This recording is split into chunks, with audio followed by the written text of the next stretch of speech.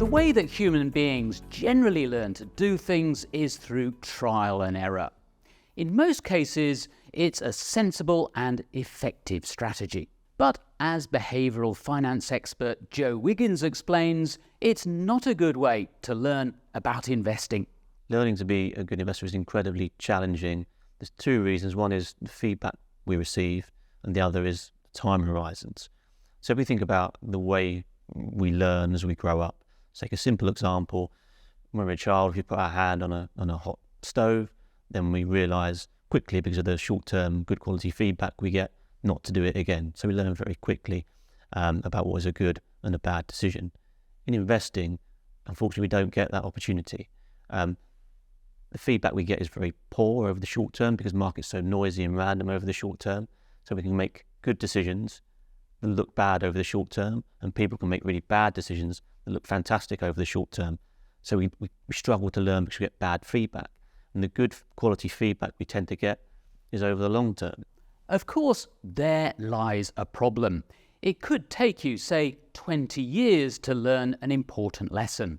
But by then, it might already be too late for you to achieve your investment goals. So what that means is we need to focus on sensible investment principles, and we need to focus on the historic evidence to guide us, because learning from our own personal experience will mean we're vulnerable to short-term noise, short-term fluctuations and poor quality feedback. The history of financial markets is incredibly important, and focusing on robust, impartial evidence in how you frame your decisions is absolutely critical. The other point is to have a sound, sensible, evidence-informed set of investment principles that guide you. What are the key aspects that hold over the long term in terms of investing? So long-term approach, diversification, compounding, those kinds of key unimpeachable principles should be your guiding light rather than short-term experience in markets.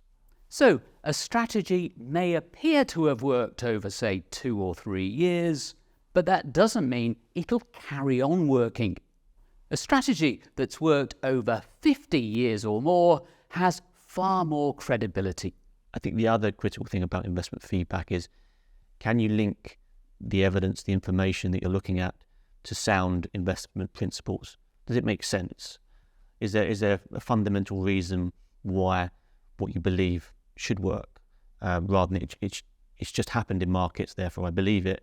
Or what's the reason behind this? Can I understand the investment principle so I can understand why equities might deliver a long-run return because they're a stream of real cash flows linked to economic growth? That's something real and tangible I can link my beliefs to. Other things are far more transient and fanciful. So beware positive feedback loops. And remember, you might learn more about sensible investing from the history books than the weekend newspapers.